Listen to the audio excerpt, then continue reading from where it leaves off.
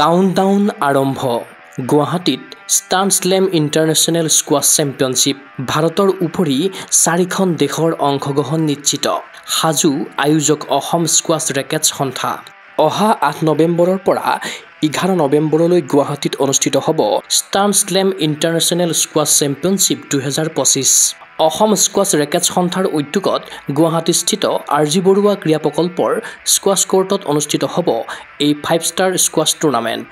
ভাৰতৰ উপৰি বিভিন্ন দেশৰ প্ৰতিযোগীয়ে অংশগ্ৰহণ কৰিবলগীয়া টুৰ্ণামেণ্টত সমাৱেশ ঘটিব প্ৰায় 400 গৰাকী স্কোৱাছ খেলুৱৈৰ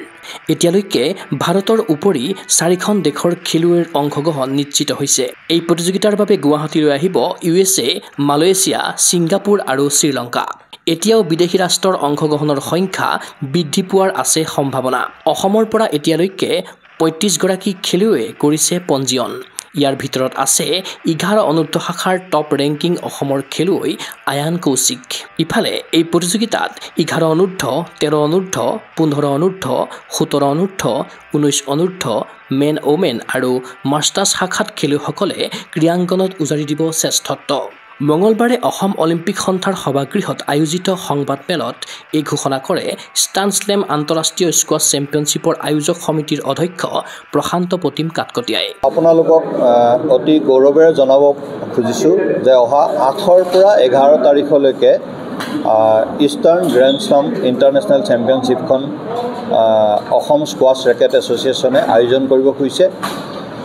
এই খেলখন এখন 5-ষ্টাৰ কেটেগৰীৰ খেল এইখন পঞ্চমবাৰৰ বাবে অনুষ্ঠিত হ'ব আৰু এণ্টায়াৰ নৰ্থ ইষ্টত এখন প্ৰথমবাৰৰ কাৰণে অনুষ্ঠিত হ'ব এই খেলখনত ভাৰতবৰ্ষৰ বাদেও বিশ্বৰ বিভিন্ন দেশৰ প্ৰতিযোগীয়ে অংশগ্ৰহণ কৰিব যিটোৱে খেলখনৰ গুৰুত্ব নিশ্চয়কৈ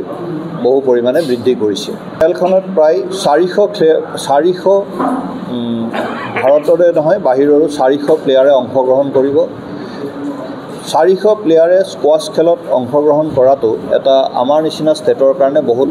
ডাঙৰ বিষয় কিয়নো আজি কিছুদিন আগলৈকে অসমত স্কোৱাছৰ কোনো প্ৰাদুৰ্ভাৱ নাছিল আৰু শেহতীয়াকৈ অসম স্কোৱাছ ৰেকেট এছ'চিয়েশ্যনৰ নেৰানেপেৰা প্ৰচেষ্টাৰ ফলত অসমত বহুতো উদীয়মান স্কোৱাছ প্লেয়াৰ মানে আৱিৰ্ভাৱ ঘটিছে তাৰ ভিতৰত কেইবাজনো ভাৰতবৰ্ষৰ ভিতৰতে টপ ৰেংকিং প্লেয়াৰ অসমত সৃষ্টি হৈছে আমি ভাবোঁ এনেধৰণৰ খেল সঘনাই যদি অসমত হৈ থাকে অসমৰ যিখিনি উদীয়মান প্লেয়াৰ তেওঁলোকে ভাৰতবৰ্ষৰে নহয় বিশ্বতে এটা তেওঁলোকৰ নাম ৰাখিবলৈ সক্ষম হ'ব আমাৰ আয়ান কৌশিক ইতিমধ্যে এজন আণ্ডাৰ 11ৰ ভাৰতবৰ্ষৰে তাৰকা প্লেয়াৰ আশা ৰাখিছোঁ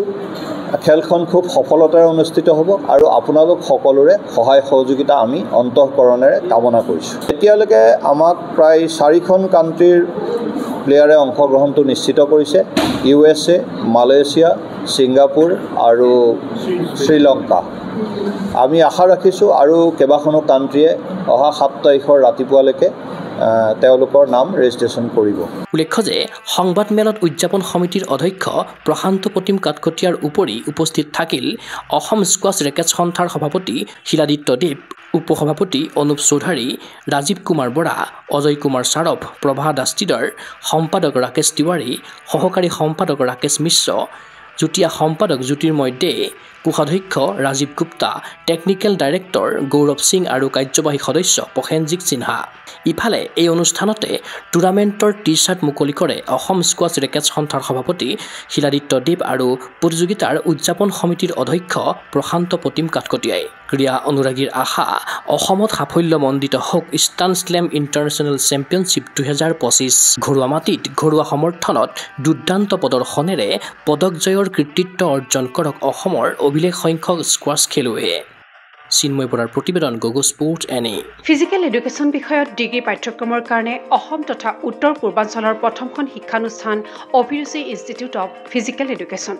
2 বছৰীয়া ফিজিকেল এডুকেশ্যনৰ BPEd পাঠ্যক্ৰম আৰু 4 বছৰীয়া BPES পাঠ্যক্ৰমৰ বাবে নামভৰ্তি চলি আছে বিতংকৈ জানিবৰ বাবে আজি যোগাযোগ কৰক যোগাযোগৰ নম্বৰসমূহ হৈছে 9435100098 7002233540 88765210988 ৱেবছাইট www.aipguwahati.in